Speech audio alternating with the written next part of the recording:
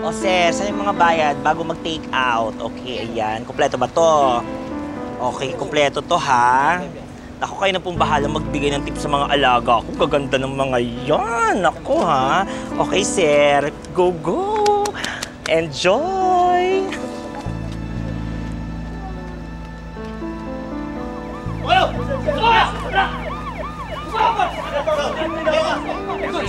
Hala, nire-raid na nila yung mga alaga natin. Ano nangyari?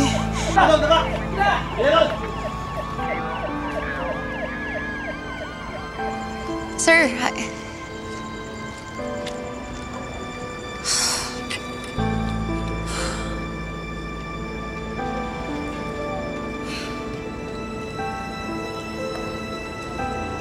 Cherry, gusto mo talaga maging sex worker? Mukha ka pa naman matalino. Sigurado ako may mahanap ka na maayos na trabaho. tingin mo ba gugustuhin ko kung meron? Wala na. Last option ko na to eh. Kailangan kong mag-ipon ng pera para makauwi na ako sa probinsya namin. Diba, gusto mo kumita ng pera sa pambubugaw? Tulungan mo ako. Bugaw mo ako. Dali na.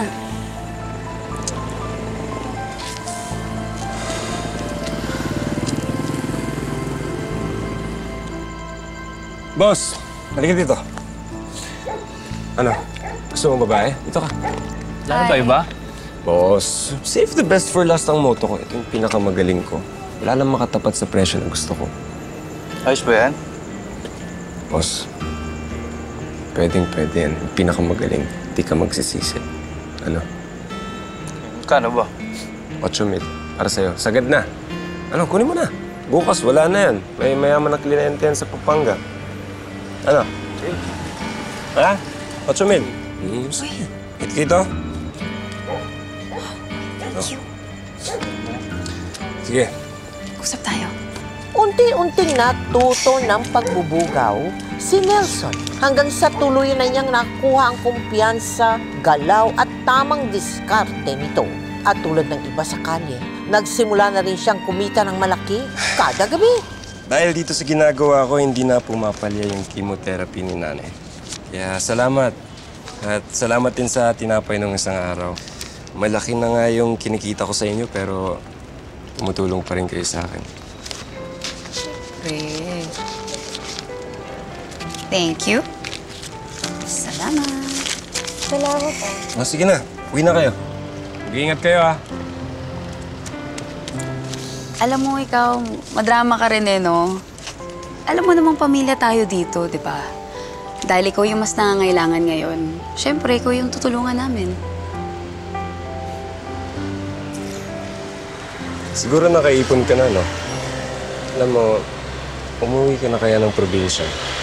Ha? Huwag mo nasayangan yung buhay mo dito. Sino nagsasabing nasasayang? Saya ako dito, no? Tsaka nag-enjoy pa ako kumita ng pera. Siyempre, kasi magaling yung bugaw ko. Eh, ikaw, kailan mo kaya aminin sa nanay mo na hindi ka bisor sa tindahan ng furniture, kundi sa tindahan ng laman?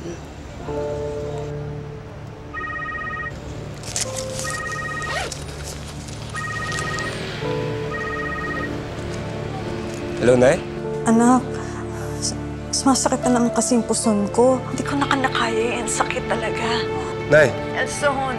Anak! Sige, Nay. Diyan lang po kayo, ha? Sige. Nelson! Nelson!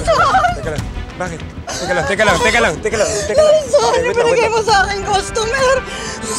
Kaibigan pala na nanakaw ko na isang linggo! Gusto nila akong patayin! Hoy! Teka lang! Bakit nangyari? Hoy, teka lang! Teka lang! Anak, bilisan mo lalong sumasakit. Hindi ko na matiis. Tawan na! Nelson! Tama na! Nasaan ang pera?